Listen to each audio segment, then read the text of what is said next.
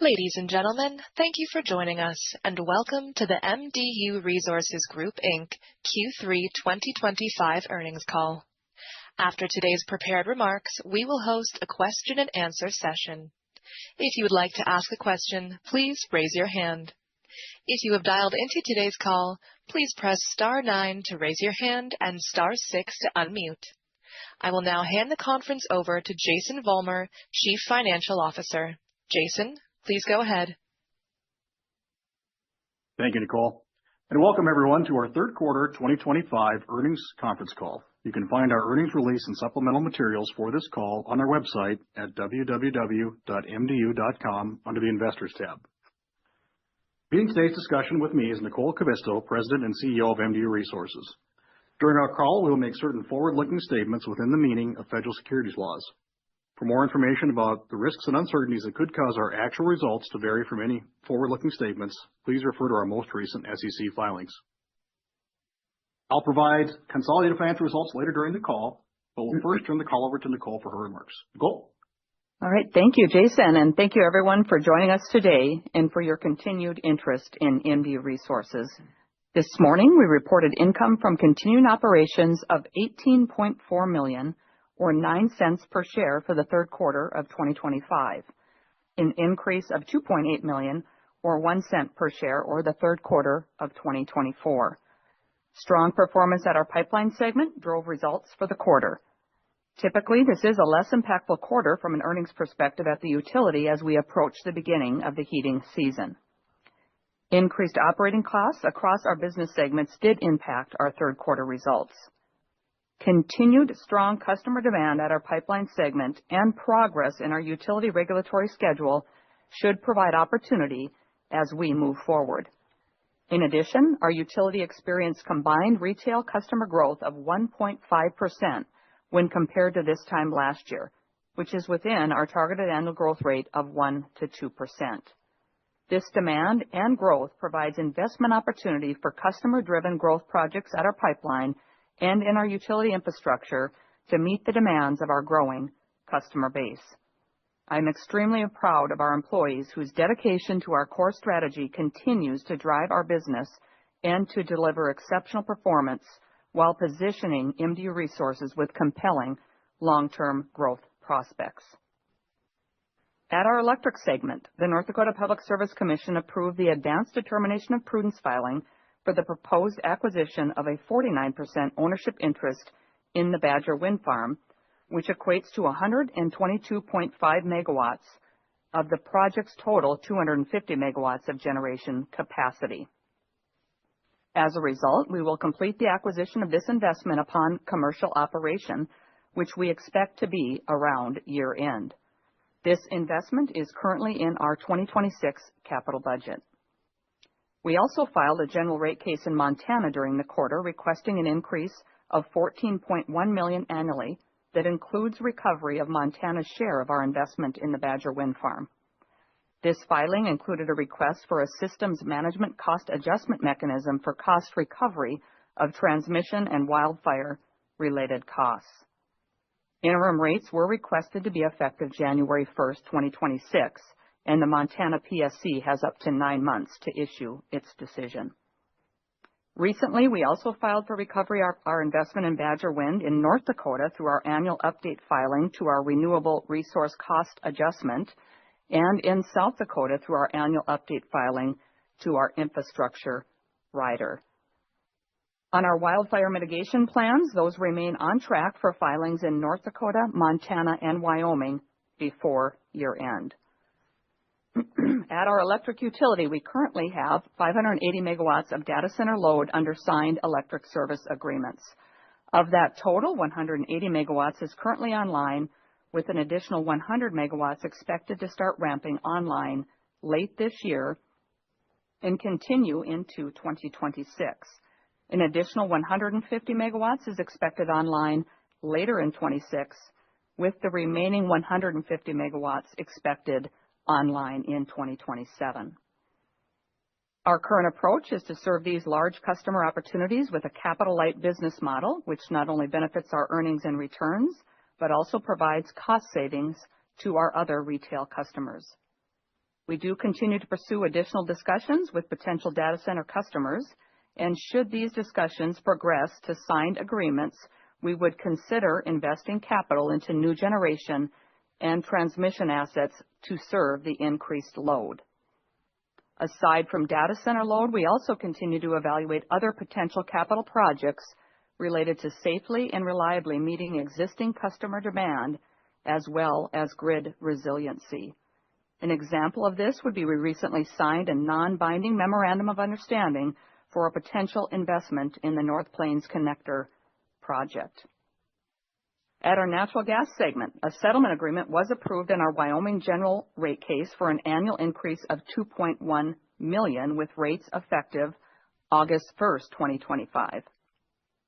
Additionally, in Wyoming, we filed for a mechanism to recover pipeline replacement costs during the quarter.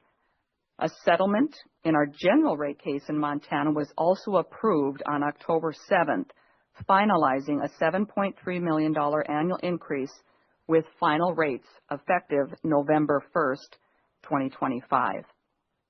Moving to Idaho, a general rate case settlement agreement was filed on October 20th for an annual increase of $13 million. The hearing on this case is scheduled for November 18th and 19th, with rates expected to be effective January 1st of 2026. Looking ahead, we also plan to file a general rate case in Oregon before the end of this year. Moving on to our pipeline segment, our Minot expansion project was placed in service earlier this month and added approximately 7 million cubic feet of natural gas transportation capacity per day.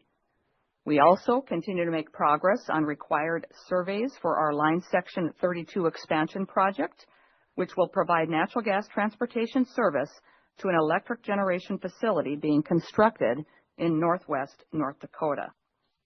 We anticipate filing our FERC application in the first quarter of 2026 for this project and are targeting construction to be complete in late 2028. In regard to our proposed Bakken East pipeline project that could run approximately 350 miles from western North Dakota to the eastern part of the state, plus additional pipeline laterals, the project was selected by the North Dakota Industrial Commission for firm pipeline capacity commitments of up to $50 million annually for 10 years. We continue to actively market this project and engage with all interested parties to further define the project scope, timelines, and commercial terms. This project would provide natural gas transportation service for additional industrial, power generation, and local distribution companies growing demand, and also provide much-needed takeaway capacity to meet forecasted natural gas production growth in the Bakken region. This project is currently not in our 5-year capital forecast and would be incremental should we determine to proceed.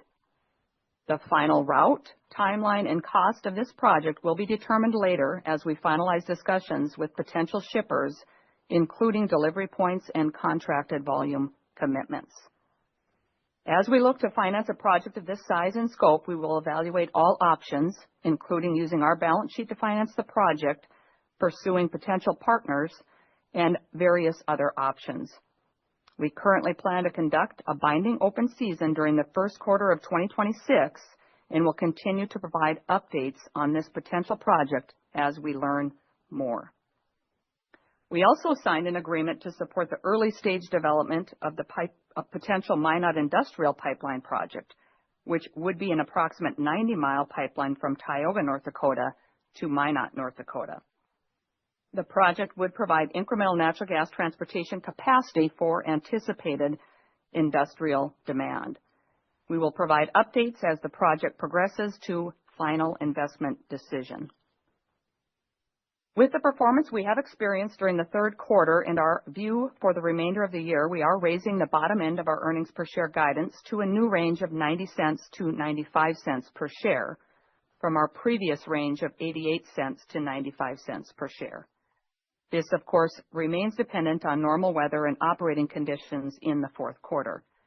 We remain confident in our ability to execute on our long-term growth strategy and believe our operational focus and financial discipline continue to position us well for delivering safe, and reliable energy, customer value, and strong stockholder returns.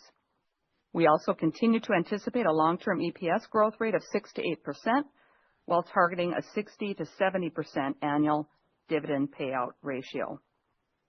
As always, MDU Resources is committed to operating with integrity and with a focus on safety. We remain dedicated to delivering value as a leading energy provider and employer of choice. I will now turn the call back over to Jason for the financial update. Jason? Thanks, Nicole. This morning we announced third quarter earnings of $18.4 million or 9 cents per share compared to third quarter 2024 earnings of $64.6 million or 32 cents per share. Third quarter income from continuing operations was $18.4 million or 9 cents per share compared to $15.6 million or 8 cents per share in the prior year. Income from continuing operations excludes the impacts of Everus, which was separated in a spin-off transaction on October 31st of 2024. Turning to our individual businesses, our electric utility reported third quarter earnings of $21.5 million compared to $24.3 million for the same period in 2024. Higher retail sales revenues positively impacted results for the quarter, but were more than offset by higher operation and maintenance expense, primarily from higher payroll-related costs and higher contract services related to electric generation station outages this year. Higher depreciation expense associated with capital projects placed in service further impacted the results. Our natural gas utility reported a seasonal loss of $18.2 million in the third quarter compared to a loss of $17.5 million in 2024. Increased operation and maintenance expense, primarily, again, higher payroll-related costs, as well as higher depreciation expense related to capital projects placed in service, drove the loss in the quarter. Higher retail sales revenue due to rate relief in Washington, Montana, and Wyoming partially offset the seasonal loss. The pipeline posted record third quarter earnings of $16.8 million compared to third quarter earnings of $15.1 million last year. The increase in earnings was driven by higher transportation revenue from growth projects placed in service in late 2024 and customer demand for short-term firm natural gas transportation contracts. Higher operation and maintenance expense, along with increased property taxes and depreciation, partially offset the earnings increase. And finally, MDU Resources continues to maintain a strong balance sheet with ample access to working capital to finance our operations. While we have no equity needs in 2025 based on our current capital plan, our capital investment program moving forward will require access to the equity capital markets. As such, we reestablished an ATM program during the quarter to meet those needs. We will update our forward-looking capital investment plan later this month and will provide further details around the size and timing of the near-term equity needs at that same time. That summarizes our financial highlights for the third quarter. We appreciate your interest in and commitment to MDU Resources and ask that we now open the line for any questions. Operator? We will now begin the question and answer session. If you would like to ask a question, please raise your hand now. If you have dialed into today's call, please press *9 to raise your hand and *6 to unmute. Please stand by while we compile the Q&A roster.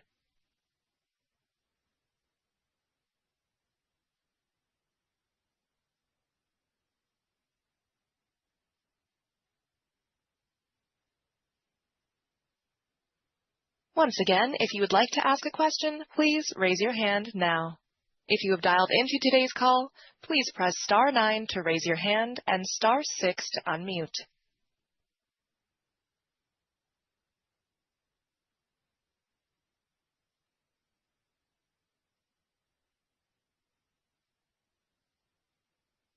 There are no questions at this time. I will now turn the call back to Nicole Kivisto for closing remarks. Thank you, everyone, for joining us today. We certainly appreciate your continued interest and support of MDU Resources and look forward to connecting with you as we finish out the year. And with that, I'll turn the call back over to the operator. This concludes today's call. Thank you for attending. You may now disconnect.